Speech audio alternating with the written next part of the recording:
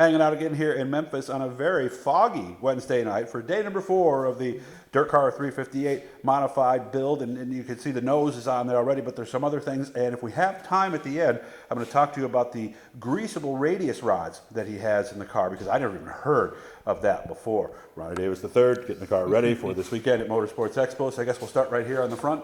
We have body panels, and they are all over the garage. We have all the panels we need now, right? Yep. Got all of them here. They're all wrapped by Atomic, and they look pretty good. And we'll show you one thing that Atomic doesn't do that he's got to do on the back. But this nose piece, that's just bolted right on, and then it even has this piece on the bottom, which flexes and can break off. What does that actually do? Is that just a way to get air under the car, or? So the front, I feel like it's mostly aesthetic.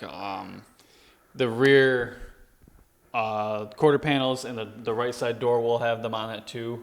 They're kind of just, you know, when the car is rolling over, you got something to flex against the track. Obviously, you don't want any of the door bars digging into the racetrack, and that causes more damage than anything. So. And sometimes we've had those early season track conditions where they do anyway, right?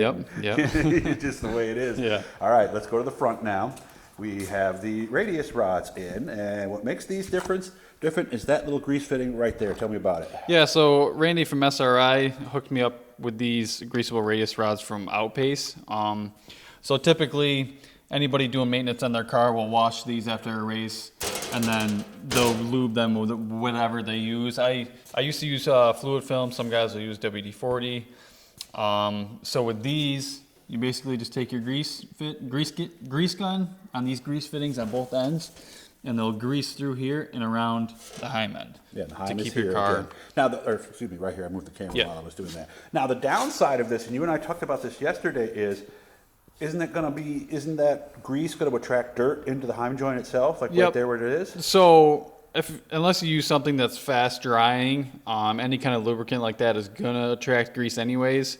So my thought is you always want to get it washed off after each, race, and then kind of not instantly, but within the next day or two, get them lubed or grease so they don't bind up on you, because if you have hard water like we do, I mean, it takes about 2 seconds for something to rust up out here, So what would we use to clean it then? Would you use the WD-40 or something else? No, I spray the car with Simple Green and or some kind of Dawn dish soap, anything like that, and then hit it with a pressure washer, and that usually gets it pretty clean. And we have a Hotsy, so we turn the heat rate up, and it usually melts the grease. And again, remember, if you're looking at that to be loose, that's why the heim joint is there. Another radius rod that goes across. Is there a special word for that? That's a tie rod. That's a tie rod. Yep. That's this one right here. Okay, so and it goes all the way across to the other. What do we call this piece here?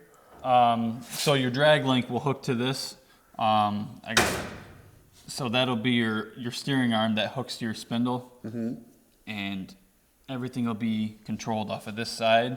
So I'll have a drag link shooting up to the steering box, and that'll turn your whole assembly here. And this tie rod will actually, you can use it to adjust toe in and toe out, and obviously it'll hooks to the other hub on the other side. Yeah, and again, the drag link's going to go off of here, correct? Yep. Okay. Yep. And that's the bar that you see that runs across the car up to where the steering box is, and you see another little piece that hangs down off it at the other end, right around the compartment. We showed you the inner tin that was done yesterday. The roof is actually on there too, so that's another piece. And we have more radius rods here at the back as well. We talked about the short rod. This is a short rod, isn't it? Yep. Yeah, 17 inches long. For the most part, it's what I see at the racetrack. Some guys have been trying long rods. Some have been doing short on the left, long on the right side. Isn't there an intermediate too, I thought? Yeah. Or is that on the right side? You could do intermediate on right side. Some people were trying that. I've kind of always just stuck to the shorties. So. And there's right there is in case you wanted the long rods. Yes. Right? So what is that, about 5 inches? 4.5, 5 inches? Yeah, maybe? probably around there. And then basically you just take this mount, move it forward, and then you're just going to get the longer radius rod.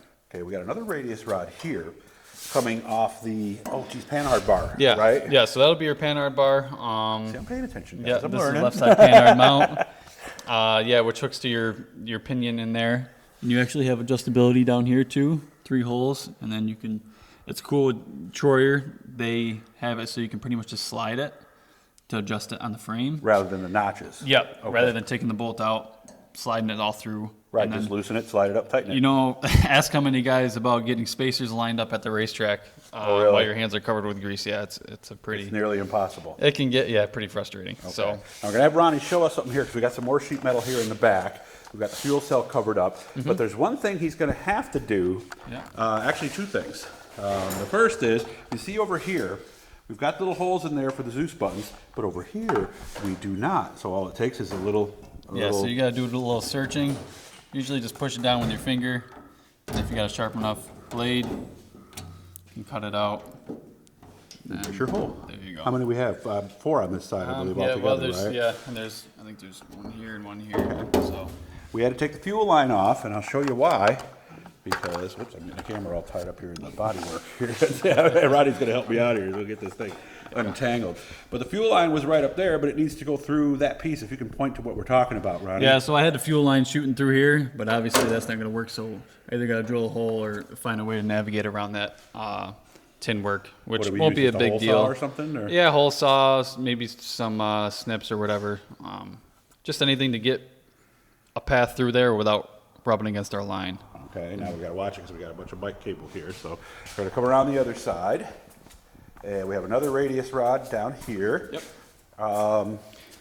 Little different setup here though, isn't it? Yeah, so basically this side's a little beefier here. Same concept though. They got You can more move mounts. it up there if you want. You can Yep. move it up. That's a big difference. That's about the same 5 inches, isn't it? Yeah, Maybe a yeah, little about more? the same. Okay. And once again, those are the greasable Yep. radius Greasable all rods the way here, which around. is something you may be seeing more of. So if you look at cars in the pit area, you can impress your buddies and go, "Hey, that's a greasable radius rod Yeah. right there." And they'll go, "How'd you know about that?" And you can say, "Well, I was hanging out with Ronnie and Yeah, Doug, yeah. and they told me all about it." So, and I'm really from here on in, everything else outside of looking at the other radius rods here on the other side is basically the same as what we did on the left side. Yep.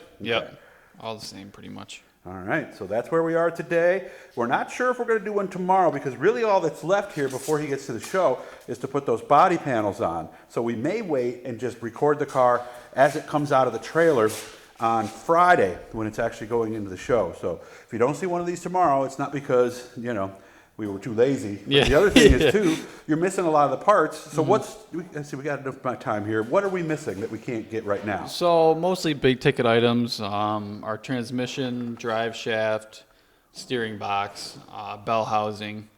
Engines are still being put together. Kind of the same deal, just waiting on parts. Other than that, it's kind of down to minor stuff.